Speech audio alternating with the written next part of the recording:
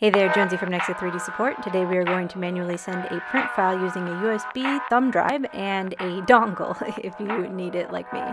So once you have your print file set up and you're ready to send the job, go ahead and hit the Save menu and click Save Job. You can go ahead and name it whatever you want. I'm going to just call it House Flat because it's a house that is flat on the build plate.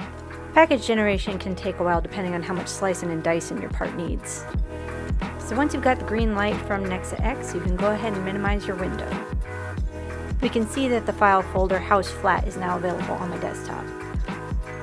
Make sure your drive is plugged in and open it on up in an Explorer window to drag that file folder over to it.